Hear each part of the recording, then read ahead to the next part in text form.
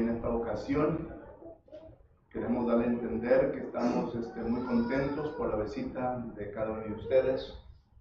Queremos aún decirle que si acaso ustedes tienen alguna pregunta concerniente a cualquier cosa que se habrá de decir, de enseñar de este púlpito, queremos que sienta la confianza de poder preguntarnos para que así pueda la palabra del Señor contestarle su pregunta. Si al caso es una duda que tiene de lo que ha oído o escuchado, queremos que usted entienda perfectamente lo que la Biblia enseña concerniente a ello. Pero sobre todo, estamos contentos por su presencia hoy en esta mañana. Once again, we're very thankful for the opportunity the Lord has given us to be here this morning. We're so thankful for each one of you, for your presence this morning, especially those of you that are visiting with us this morning. We are thankful that you have chosen to be with us, and we only ask that if you hear anything from this pulpit that will cause alarm or concern, or maybe even doubt within your mind, feel free to ask us any questions that you might have concerning those things that you probably will hear. We want for you to leave this building with the understanding that the Bible is the one that has the authority of teaching everything to us. And therefore, if something did not correspond correctly with your conscience, then we would like for the Bible to be the final say-so in all of this. This way you can rest assured that it is not our opinion or our belief, but it is, thus says the Lord. Esta mañana, hermanos, también queremos apreciar la presencia de cada miembro de esta congregación. Recuerde que usted y yo, como miembros del cuerpo de Cristo Jesús, tenemos una obligación. Y muchas veces no queremos oír la palabra obligación, pero sí es lo que la palabra nos enseña. Es una obligación que tenemos con Dios, no con ningún hermano o hermana que son miembros de esta congregación, sino con Dios, de reunirnos cada primer día de la semana y de participar de ciertas cosas que el Señor quiere que usted y yo desarrollemos cada primer día de la semana. Y tenemos que ser fieles a todo esto. No debemos de descuidar la asamblea entre los santos como algunos tienen por costumbre, sino que cumplir con Dios de una manera que Él sea completamente contento con nuestras acciones y lo que nosotros hacemos. Son los bienvenidos. And also I would like to say that for those of us that are members of this congregation, thank you so much for your commitment. Remember that our commitment is not to each other in the sense that the first day of the week we come to please each other, but we come to please our Lord. It is a commitment that we make to our Heavenly Father. It is a commitment as a Christian that we are to come together every first day of the week in order that we may partake of those things that God wants us to do so every first day of the week. Remember that we as Christians are not supposed to neglect the assembly of the saints, that we are to come together every first day of the week in order to fulfill the good works that we have been created for. And these good works, of course, are those things that we do at worship service. So once again, thanks so much for your commitment, for being here with us. Queremos continuar con el estudio esta mañana y es concerniente al repaso de los libros del Antiguo Testamento. Estamos viendo libro por libro del Antiguo Testamento y me parece ser que el hermano Juan Luna terminó con el libro de Josué la semana pasada. We're going to continue with studies on Sunday morning. As of now, we're looking at a survey of the Old Testament. We have gone book by book in order to make us aware of what each book communicates to you and me as far as the Old Testament goes. And we are doing this so that we can have a knowledge, a holistic knowledge of all the books of the Old Testament, and therefore we can not only understand the Old Testament, but also can make sense of the New Testament, which is directed to us as Christians and to the whole world today. En el libro de Jueces miramos nosotros que este libro se encuentran varias cosas que usted y yo necesitamos entender, pero antes de eso quiero decirles que a este libro vamos a ver lo siguiente. Primeramente, vamos a ver los textos centrales de este libro. Segundo, vamos a ver nosotros un poco sobre el fondo histórico del libro. Y tercero, quiero sacar algunas lecciones de este libro que son pertinentes a nuestra vida cristiana. Y cómo es que la enseñanza del Antiguo Testamento aún nos puede ayudar en nuestra vida cristiana. Whenever we study or we review the books of the Old Testament, especially the book of Judges, there are several things that I would like to study with you this morning. Number one, I want to first look at the verses that I believe that are central to the book. These verses is what I would call the thesis verses, because they encapsulate everything that the book of Judges is going to teach us. In a nutshell, it brings forth some of the things that we're going to be looking at. And as we study the book of Judges, I would like to study with you the following concepts, or the following order. Number one, first of all, I'm going to look at some of the things that the book teaches concerning as historical background. And in doing so, we want to see several things that the book teaches us as far as historical background. And finally, I want to study with you some of the lessons that are drawn from the book of Judges. You know, the Apostle Paul says in Romans chapter 15 and verse 4, and also in 1 Corinthians chapter 11, chapter 10 and chapter 11, that the things that were written aforetime were written for our learning. And therefore, the things that we learn in the Old Testament are things that help us to better our Christian life. Things that are going to help you and me to live a life that God wants us to live on this earth in such a manner that it will be according to His will. So these are the things that we're going to be looking at this time.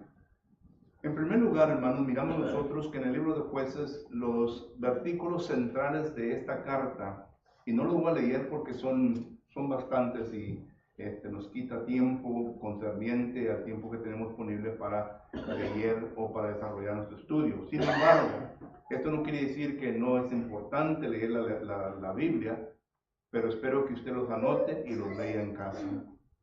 Los versículos centrales de este libro se encuentran en Jueces capítulo 2 y versículos del 11 al 16.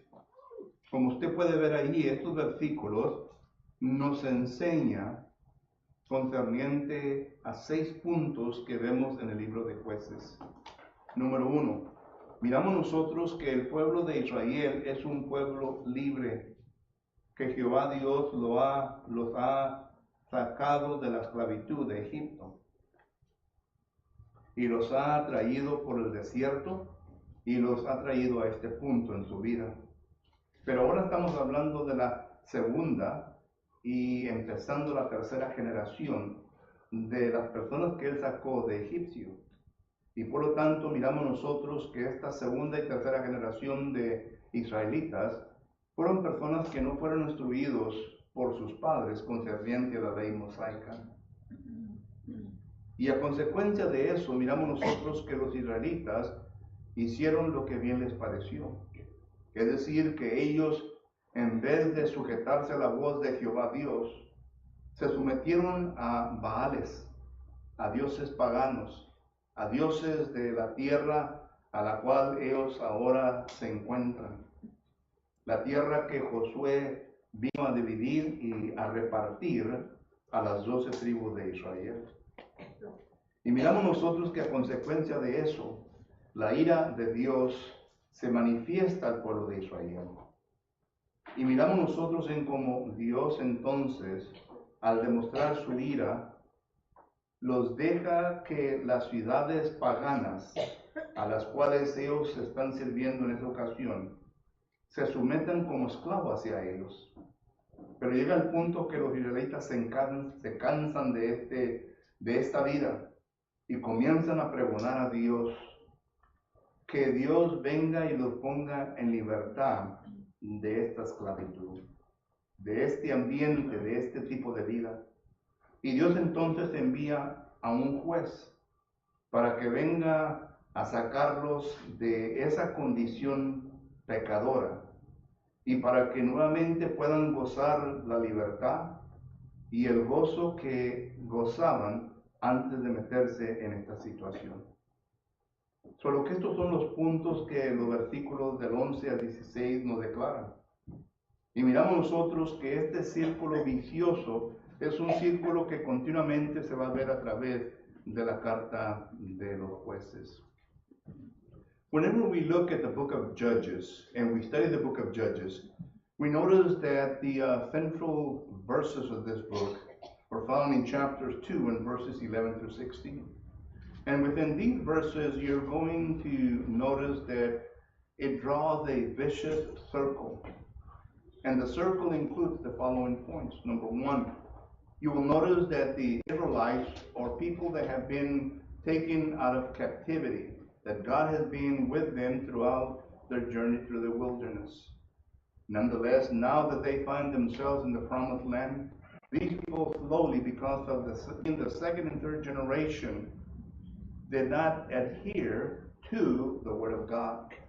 And because this was their condition, their situation, they began to follow pagan gods.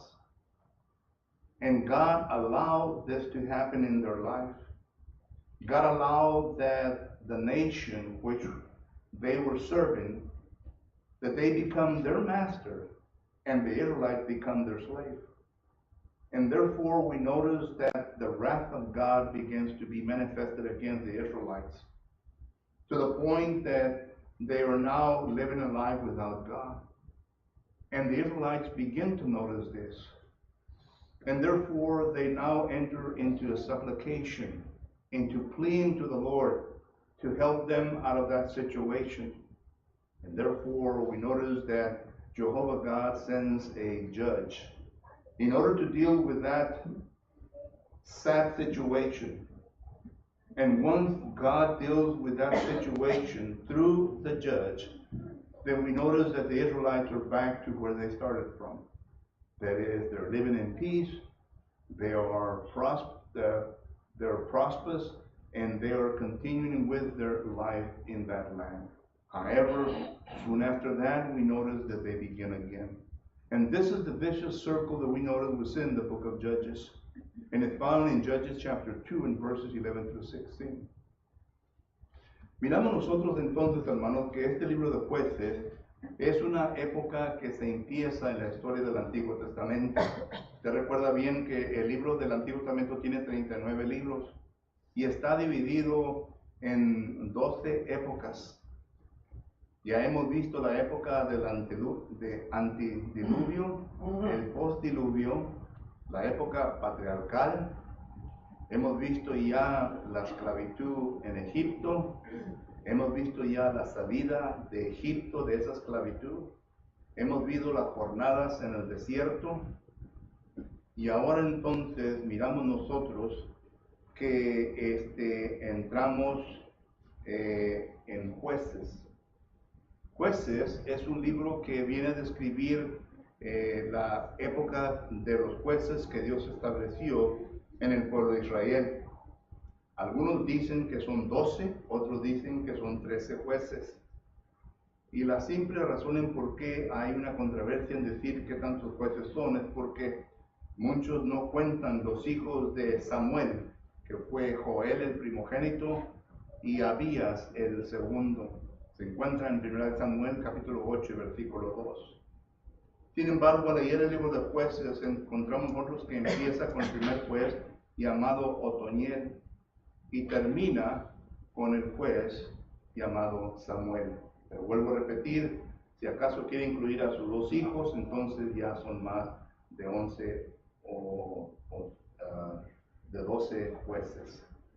Pero miramos nosotros que la función de estos jueces era de traer al pueblo de Dios a un estado que tenían antes de meterse al pecado. Entonces miramos nosotros que esto es el contenido del libro de Jueces.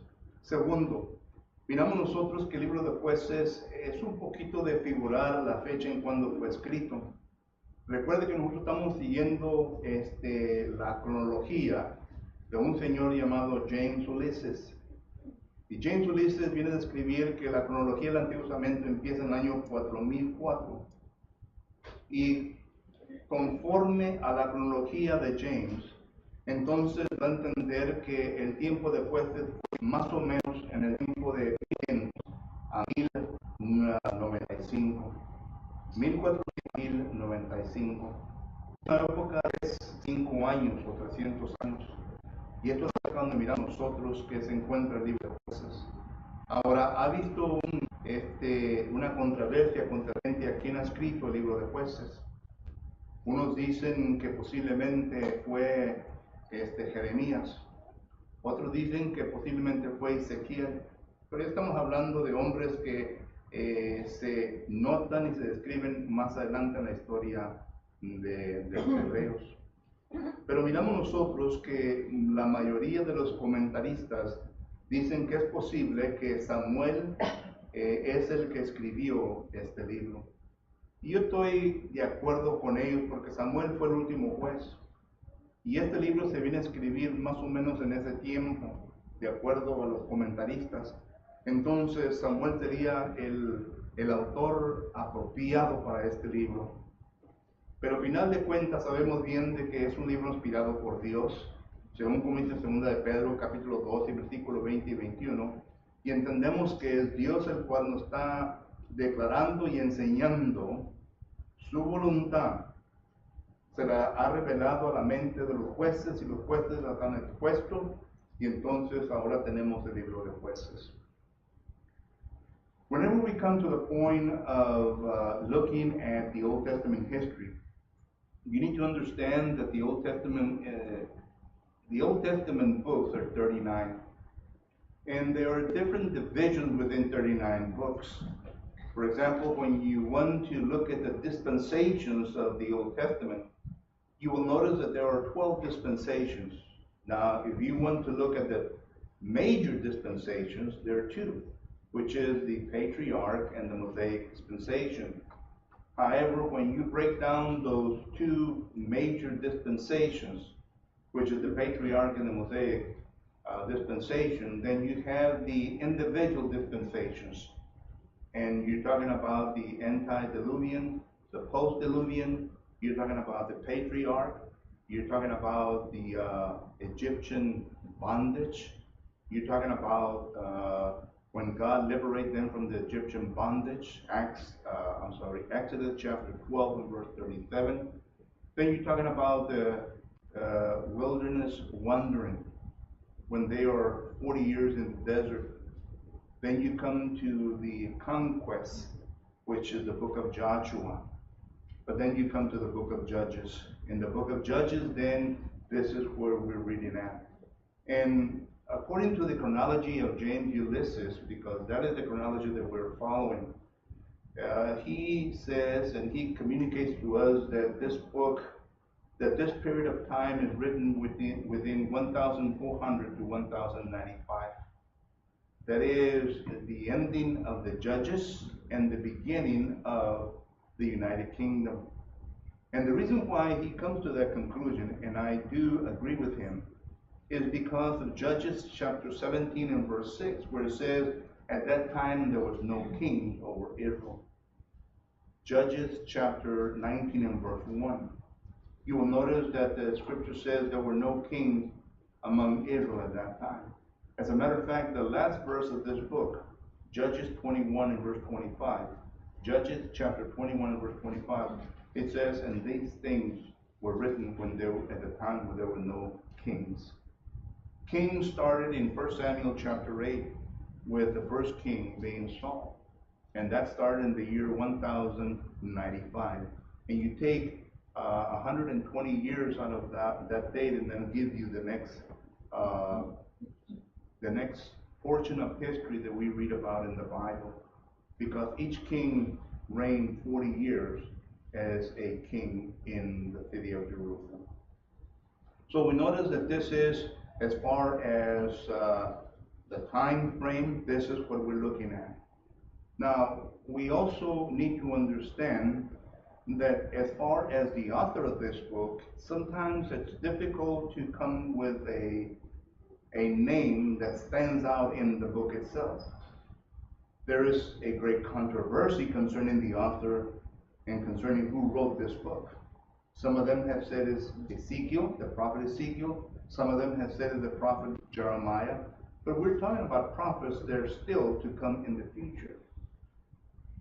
The majority of the commentators says that it is a possibility that Samuel was the one that wrote this book. And I agree with them, because Samuel prophesied and Samuel did his work around that area in the 1300 area. And we notice that this book was written in that time frame. We're talking about 1400 to 1095. So it's feasible to understand that Samuel could be the author of this book. However, why spend so much time in discussing and going to great length in controversies concerning who the author is? We know that the final author of this book is God.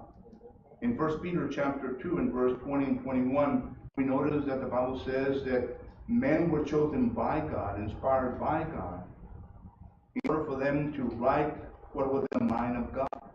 And this is how we come across the book of Judges. Entonces, hermanos, miramos nosotros que en esta ocasión, en el libro de Jueces, se encuentran algunas lecciones que son importantes para usted y para mí, que vienen a ayudarnos en nuestra vida cristiana. Y uno de ellos, miramos nosotros, que es el siguiente. Cuando una persona tiene pecado en su vida, es difícil de adorar a Dios. Cuando una persona tiene pecado en su vida, es difícil de adorar a Dios, de estar bien con Dios. Esto es lo que vemos en el libro. Los israelitas pensaban de que ellos podían hacer cualquier cosa que ellos pensaban que era correcto en su punto de vista. Y al llegar a esa conclusión, miramos nosotros que cada vez que ellos pensaban lo que era correcto ante Dios, resultó que era incorrecto ante Dios. Y la razón por esto es porque ellos fueron personas que no fueron bien instruidos en la palabra de Jehová en aquel entonces. Cuando usted lee Jueces capítulo 2, te dará a entender que los padres no enseñaron a sus hijos. Empieza el versículo 10 en adelante, que los padres no enseñaron a sus hijos concerniente a la palabra de Jehová. Esto quiere decir que no había ningún tipo de fundamento, que no había ningún tipo de límites en el conocimiento de ellos concerniente a la palabra de Jehová. Y por lo tanto ellos usualmente hacían lo que bien les parecía. Y esto es lo que da a entender Jueces capítulo 17, versículo 6. Y Jueces capítulo 19, versículo 1. Y también Jueces capítulo 21, versículo 25. Da a entender que en ese tiempo no había reyes, pero que cada quien hacía lo que bien le parecía. Es decir, no tenían conocimiento de Jehová Dios, entonces no había temor hacia Jehová Dios. Entonces hacía lo que bien les parecía. Y cuando nosotros llegamos a ese punto en nuestra vida, no es que la Biblia nos enseña en Proverbios capítulo 14 y versículo 12. En Proverbios capítulo 14 y versículo 12 dice la palabra del Señor de la siguiente manera. Dice, hay camino que al hombre le parece derecho, pero su fin es camino de muerte. En otras palabras, nosotros como seres humanos, cuando estamos ausentes del conocimiento de Dios, hay cosas que se nos parece que son correctas y bien. Quizás tengan sentido. Quizás a nuestro razonamiento, por el límite de estudio de la palabra del Señor, nos llega a parecer que ese camino es correcto en nuestra vida. Pero al comenzar a vivir en la manera en como hemos pensado, poco tarde nos damos cuenta de que las decisiones que hemos hecho son decisiones de muerte, porque nos ha llevado al pecado, y el pecado nos ha separado de Dios. Lo vuelve a repetir el autor de Proverbios, en Proverbios capítulo 16 y versículo 25.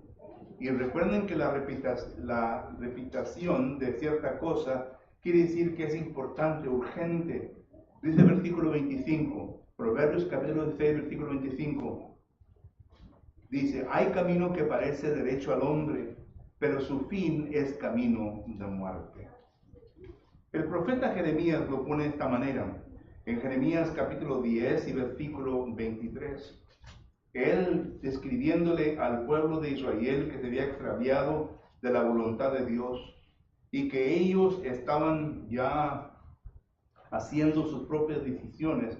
Noten lo que les dice Jeremías capítulo 10 y versículo 23. Conozco, oh Jehová, que el hombre no es señor de su camino, ni del hombre que camina es el ordenar sus pasos. En otras palabras, nosotros no tenemos por sí mismos, no tenemos el conocimiento superior para poder llegar a un punto en donde Dios quiere que estemos. Necesitamos nosotros la elección de Dios. Somos criaturas de Dios y Dios nos ha creado con una mente, con un libre albedrío, pero para que podamos razonar, para que podamos leer, para que podamos razonar con su palabra, es decir, la palabra de Jehová, y que así podamos nosotros entenderla, para que nosotros entendamos completamente lo que Dios tiene para nuestra propia vida. Y una vez que yo llegue a ese entendimiento, entonces yo puedo seguir adelante cumpliendo la voluntad de Jehová Dios y estando bien con Dios. Y diciendo todo esto, la persona que tiene pecado en su vida jamás podrá agradar a Dios. Especialmente el cristiano. El cristiano que tiene pecado en su vida jamás podrá agradar a Dios. Nota lo que dice Proverbios capítulo 15, versículo 8. Y esto es solamente un punto sencillo que nosotros como cristianos tenemos el privilegio. Como cristianos tenemos el privilegio de ir ante el trono de Dios en oración. Pero nota lo que dice Proverbios 15, 8. El sacrificio de los impíos es abominación a Jehová, mas la oración de los rectos es su gozo. Aquí está hablando sobre la oración. Es el sacrificio que está hablando el autor, pero es un sacrificio de los impíos. El sacrificio espiritual del impío piensa de que él puede orarle a Dios y que Dios le va a escuchar. En el Nuevo Testamento está más claro, en Juan capítulo 9, versículo 30, dice la palabra del Señor de la siguiente manera. Juan capítulo 9 y versículo 30, dice Dios de la siguiente manera. Juan capítulo 9, versículo 30, dice la palabra del Señor de la siguiente manera. Respondió el hombre y le dijo, pues esto es lo maravilloso, que vosotros no sepáis de dónde es ella, y a mí me abrió los ojos. Y sabemos que Dios no oye a los pecadores, pero si alguno es temeroso de Dios y hace su voluntad, a ese oye Dios. Entonces miramos nosotros que la lección de Jueces es simple. La persona que tiene pecado en su vida, no puede agradar a Dios. Porque la ira de Dios está contra la persona. Porque Dios está contra a ellos. Y hay muchos versículos que podemos leer. Por ejemplo, los israelitas fueron a Babilonia como esclavos por 70 años. Jeremías capítulo 25, versículo 8 en adelante nos habla que fueron 70 años. Cuando regresaron, algunos de ellos no aprendieron la lección, sino que ellos continuaron adorando a Dios conforme a como ellos pensaban. Y Amós capítulo 5, versículo 20 en adelante dice Dios, ya estoy hastiado de sus sacrificios, ya estoy cansado de sus adoraciones. ¿Por qué? Porque había pecado en la vida de ellos. Dios pensaba que lo estaban haciendo correctamente ante Dios. Malaquías capítulo 1. Dice Dios que no estaba contento con los sacrificios que le traían a él. E incluso le hace preguntas retóricas. ¿Ofrecerás esto a tu gobernador? Dios no estaba contento. Y Dios no está contento cuando hay pecado en nuestra vida. One of the lessons that we learn here in the book of Judges is that whenever there is sin in our life, God is not content with us. Much less God will not accept anything that we bring to Him as far as sacrificial offering. We as mankind are not fit to make our own decisions.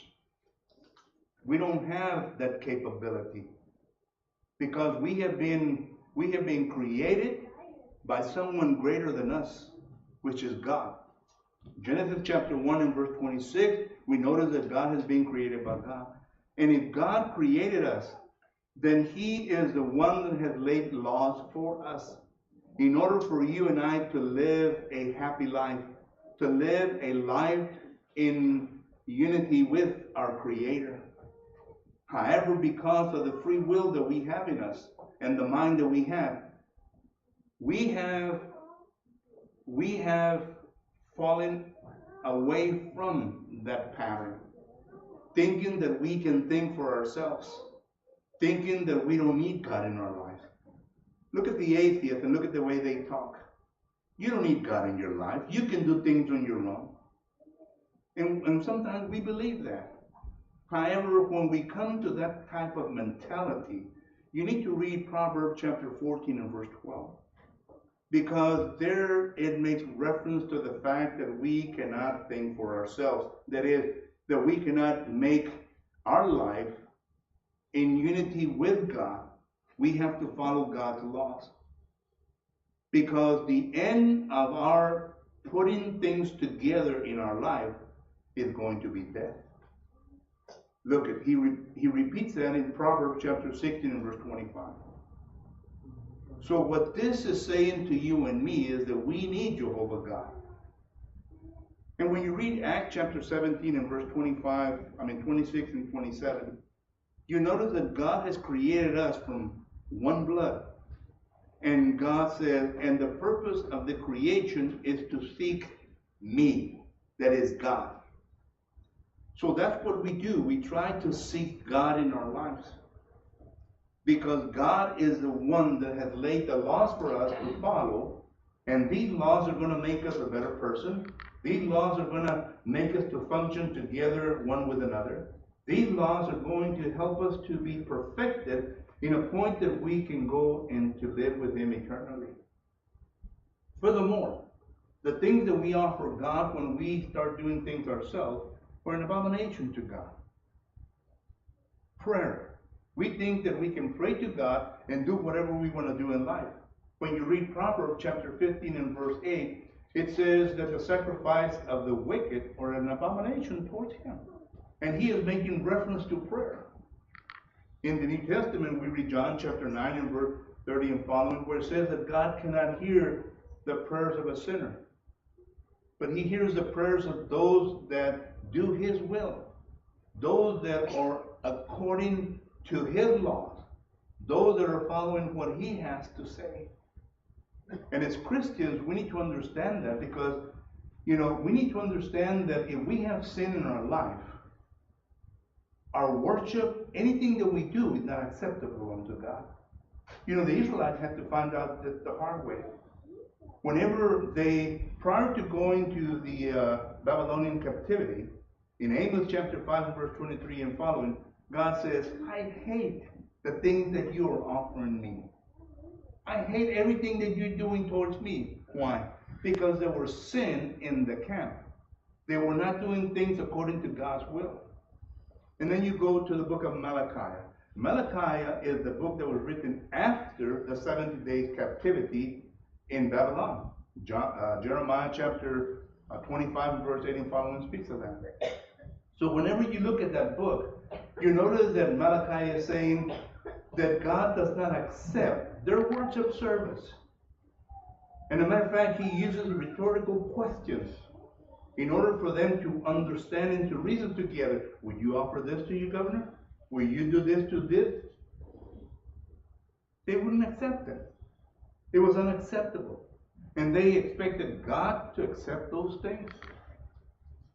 When sin is in our life, we cannot approach God. We cannot worship God. We cannot do things according to God's will. So that means that sin has to be disposed of. El pecado, hermano, tiene que ser quitado de nuestra vida. Y por eso es que Dios manda a alguien para que les ayude en poder quitar el pecado de su vida. En este tiempo era un juez. El juez venía y les ayudaba para que quitaran su pecado de su vida y así tuvieran una vida libre, una vida buena con Dios. Y la lección es esta, que hoy en nuestros días, nosotros, el mundo entero, no se encontraba ni aún uno justo, dice el apóstol Pablo. En Romanos capítulo 3 y versículo 9 dice el apóstol Pablo de la siguiente manera. Romanos capítulo 3 y versículo 9 dice de la siguiente, empieza el 10. Como está escrito, no hay justo ni aún uno. Pablo dice que todo ser humano estaba bajo pecado. Y tenía razón. Déjame decirle por qué. Número 1, porque el Antiguo Testamento no quitaba el pecado del ser humano. En Hebreos capítulo 10, versículo 1 adelante, el escritor de los Hebreos dice que los muchos sacrificios del Antiguo Testamento no quitaban el pecado del ser humano, sino que solamente los pushaba hacia adelante. ¿Ok? Entonces, si así es la cosa, y si en el Antiguo Testamento los sacrificios no quitan el pecado del ser humano, y si en el Nuevo Testamento no había nadie que pudiera quitar los pecados, todo el mundo estaba bajo pecado. Y por eso Pablo dice, no hay ni aún justo. Pero el versículo 23 dice lo siguiente, Romanos capítulo 3, versículo 23, dice así la palabra del Señor. Romanos 3, 23, por cuanto todos pecaron y están destituidos de la gloria de Dios. Todos hemos pecado. Entonces, ¿cuál es la solución? Versículo 24 dice así, siendo justificados gratuitamente por su gracia, mediante la redención que es en Cristo Jesús, a quien Dios puso como propiciación por medio de la fe en su sangre, para manifestar su justicia, a causa de haber pasado por alto en su paciencia los pecados pasados. ¿Entendemos? En otras palabras, Cristo Jesús era la esperanza de todos. Cuando Cristo Jesús murió en la cruz del Calvario, aquellos quienes murieron en la promesa de que Dios les iba a salvar, hicieron todo lo posible y aún así con el pecado en su vida, pero tenían confianza en esa promesa. Cuando Cristo murió, esa sangre que Cristo derramó cubrió hacia atrás y cubre hacia enfrente. Considere lo que dice Hebreos capítulo 11, versículo 39. En Hebreos capítulo 11, versículo 39, dice la palabra del Señor de la siguiente manera. Acaba de hablar de los héroes del Antiguo Testamento. Y luego dice, concluye con estos dos versículos. Hebreos capítulo 11, versículo 39. Y todos estos, ¿quiénes? Los héroes del Antiguo Testamento, aunque alcanzaron buen testimonio mediante la fe, no recibieron lo prometido. ¿Entendemos? No recibieron lo prometido, proveyendo Dios alguna cosa mejor para nosotros, para que no fuesen ellos perfeccionados aparte de nosotros. Entonces la perfección no solamente llegó a ellos, pero también es oportunidad para nosotros. ¿Qué lo hizo posible? La sangre de Cristo Jesús. Entonces, Cristo Jesús es nuestro juez, si podemos decir. Uno que ha venido a darnos la libertad. Uno que ha venido para sacarnos de nuestro pecado. Para que así usted y yo ya ahora tengamos la libertad de poder adorar a Dios abiertamente. De ya poder tener una reconciliación con Dios, aquella que perdimos en el momento que pecamos.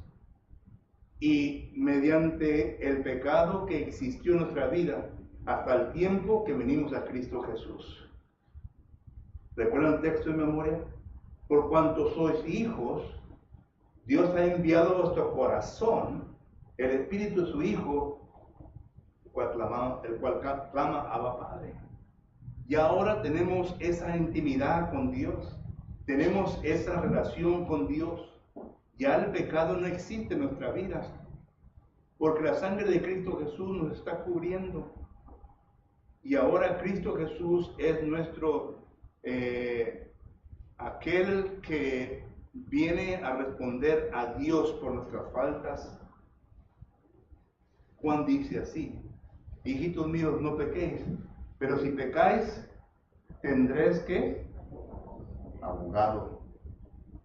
Jesucristo es nuestro abogado. Y cuando yo peco, ya entonces Jesucristo dice: Padre, no lo mires, mírame a mí. Yo he pagado por tus pecados. Él es el que está respondiendo por nosotros. Y por eso está a la diestra del trono del Padre. Mientras que usted y yo y la gente viva en este mundo, tenemos un intercedor por nosotros. Y está intercediendo. Romanos capítulo 8, versículo 34 habla de esto. Está intercediendo por nosotros, para que así nosotros podamos vivir libremente al Señor. Y aún con nuestras imperfecciones, podemos adorar a Dios, podemos orar a Dios y Dios escucha nuestras oraciones. Podemos adorar a Dios con todo lo que Dios pide de nosotros y Dios acepta nuestros sacrificios. ¿Por qué? Porque la sangre de Cristo Jesús es nuestra propiciación, es la que está cubriendo nuestros pecados. Y nosotros ahora somos libres. Cuando Jesús venga, Él responderá por nosotros. Estos son hijos de nosotros.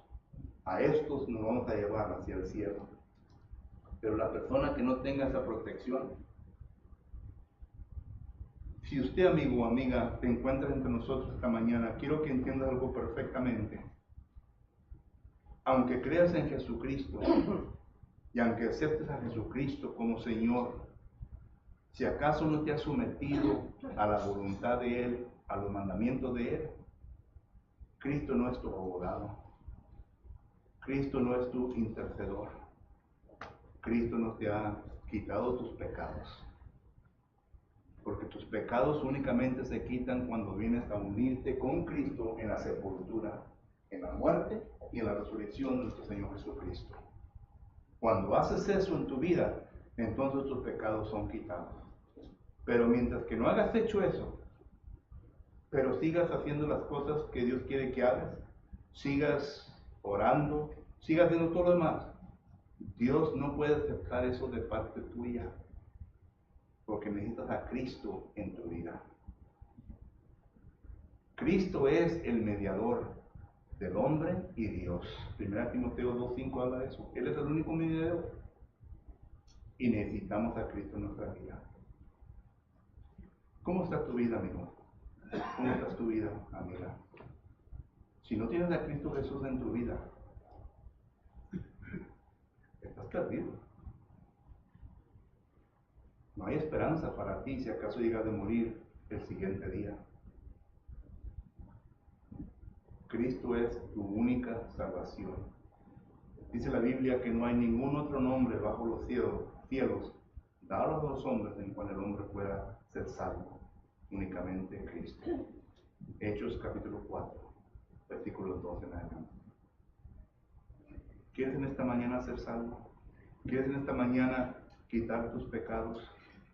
¿Quieres en esta mañana que la ira de Dios se quite sobre encima de ti? Lo puedes hacer. Si acaso escuchas la voz de Él y vienes a Él. Cuando nos ponemos de pie, entonamos un canto de invitación.